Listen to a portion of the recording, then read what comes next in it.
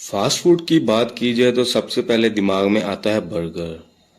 اور برگر کی بات کی جائے تو KFC کا نام فوراً دوستوں انسان کے دماغ میں آتا ہے۔ KFC شروع کرنے سے پہلے اس کے مالک کی بنائی ہوئی ریسپی کو سینکڑوں ریسٹورنٹس والوں نے ریجیکٹ کر دیا تھا۔ کوئی بھی ایسا شخص نہیں تھا جو اس کی ریسپی لینے کو تیار ہو۔ لیکن آج دنیا بھر میں KFC کی 10,000 سے زیادہ برانچز ہیں اور 90,000 سے زیادہ ملازمین اس کے لیے کام کرتے ہیں۔ اس شخص کی زندگی کی شروعات انتہائی ناکام تھی اور کوئی شخص ایسا کبھی سوچ بھی نہیں سکتا تھا کہ یہ شخص کبھی ارب پتی بن جائے گا۔ KFC کے مالک نے اپنے چھوٹے سے ریسٹورنٹ سے کیسے اپنا کام شروع کیا اور کیسے ترقی کی راہ میں گامزن ہوا، یہ جانیں گے ہم اس ویڈیو میں۔ ڈیپ فیکٹس چینل میں آپ کا ویلکم۔ دوستو، KFC کے مالک کا اصلی نام کرنل ہارلین سینڈرز ہے۔ ان کی کامیابی کی کہانی کسی فلم سے کم نہیں ہے۔ 9 ستمبر 1890 کو انڈیانا کے ہنری ولا شہر میں پیدا ہوئے۔ سینڈرز کا بچپن کچھ اتنا خاص نہیں تھا۔ پہلا دکھ ان کو تب ملا جب یہ 6 سال کے تھے اور ان کے فادر کی ڈیتھ ہو گئی، اور اسی وجہ سے ان کی ماں کو بچوں کو پالنے کے لیے باہر کام کرنے کے لیے نکلنا پڑا۔ دوستو، ان کی ماں ٹماٹروں کی ایک فیکٹری میں کام کیا کرتی تھی اور اسی وجہ سے سینڈرز کو اپنے چھوٹے بھائی بہنوں کا خیال رکھنا پڑتا تھا، جس کے باعث انہوں نے صرف 7ویں کلاس تک ہی پڑھائی کی۔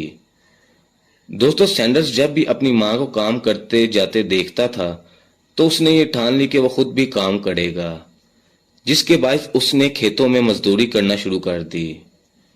دوستو، ایسے ہی ٹائم گزرتا گیا اور سینڈرز اب 16 سال کا نوجوان ہو چکا تھا۔ اسی دوران سینڈرز اپنی عمر چھپا کر امریکن فورس میں شامل ہو گیا، لیکن 1 سال بعد ہی انہیں آرمی سے کچھ وجوہات کی بنا پر نکال دیا گیا۔ اس کے بعد انہوں نے ریلویز میں مزدوری کی، لیکن یہاں بھی وہ زیادہ دیر کے لیے ٹک نہ پائے، جس کی وجہ یہ تھی کہ انہوں نے کچھ ساتھی مزدوروں کے ساتھ دوستو، بار بار نوکری سے نکالے جانے کے بعد بھی انہوں نے ہار نہ مانی۔ جگہ جگہ کام کر کے پیسے جوڑ کے انہوں نے سال 1920 میں ایک شپ بنانے والی کمپنی کھولی، لیکن یہ کام بھی زیادہ دیر نہیں چلا۔ ایسے ہی دوستو، سال کے بعد سال گزرتا گیا، لیکن سینڈرز کی گاڑی پٹری پر نہ آ پائی۔ دوستو، شروع سے ہی سینڈرز کو کھانا بنانے کا کافی شوق تھا اور وہ اپنے لیے ہمیشہ خود کھانا بنایا کرتے تھے اور ہمیشہ علیحدہ علیحدہ ڈشز کی کوشش کرتے تھے، جس میں سے ایک فرائیڈ چکن بھی تھی۔ انہوں نے سوچا کیوں نہ یہ ڈش بنا کر لوگوں کو کھلائی جائے اور پیسے کمائے جائیں۔ دوستو، سینڈرز نے فرائیڈ چکن کے ٹیسٹ کو عام کرنے کے لیے کچھ دیر سڑک پہ اسے مفت بانٹا، اور جب لوگوں کو اس کا ٹیسٹ پسند آنا شروع ہو گیا تو انہوں نے سڑک کے پاس ہی اپنا ایک ریسٹورنٹ کھول لیا۔ دوستو، سال 1935 کے دوران جب ایک بار وہاں کے گورنر روبی لیفون اس سڑک سے گزر رہے تھے تو وہ سینڈرز کے ریسٹورنٹ بھوک لگنے کے باعث کھانا کھانے رکے۔ وہاں کا فرائیڈ چکن کھا کر ان کو اتنا مزہ آیا کہ انہوں نے سینڈرز کو کرنل کے لقب سے نوازا، جس کی وجہ سے ان کو کرنل ہارلین سینڈرز سے آج تک یاد رکھا جاتا ہے۔ دوستو، ایسے ہی ٹائم گزرتا گیا اور سینڈرز اپنا ریسٹورنٹ چلاتا رہا، لیکن 4 سال کے بعد کچھ وجوہات کی وجہ سے سینڈرز کو یہ ریسٹورنٹ بند کرنا پڑا۔ اس کے بعد انہوں نے دوبارہ ایک ریسٹورنٹ کھولا اور اس بار سیکنڈ ورلڈ وار چھڑنے کے باعث انہیں پھر سے اپنا ریسٹورنٹ بند کرنا پڑا، اور اس دوران سینڈرز کی عمر 60 سال کے قریب ہو گئی۔ دوستو، اب تک سینڈرز لوگوں کو اپنے چکن کا ذائقہ چکھا چکے تھے، لیکن ریسٹورنٹ بند ہونے کے باعث لوگ ان کا چکن نہیں کھا پا رہے تھے۔ ایسے میں سینڈرز نے سوچا کیوں نہ اپنے ریسٹورنٹس کی آگے برانچز کھولی جائیں۔ اسی باعث انہوں نے فیصلہ کیا کہ وہ ایک ایک ریسٹورنٹ جا کر اپنی ریسپی دیں گے اور ان سے منافع میں حصہ داری خرید لیں گے، لیکن یہ اتنا آسان بھی نہیں تھا۔ دوستو، کافی دیر تک سینڈرز کو اس میں کامیابی نہیں ملی۔ وہ جس بھی ریسٹورنٹ میں اپنی ریسپی لے کر جاتے تھے وہ اسے ریجیکٹ کر دیتے تھے، لیکن سینڈرز کا حوصلہ پھر بھی نہ ٹوٹا۔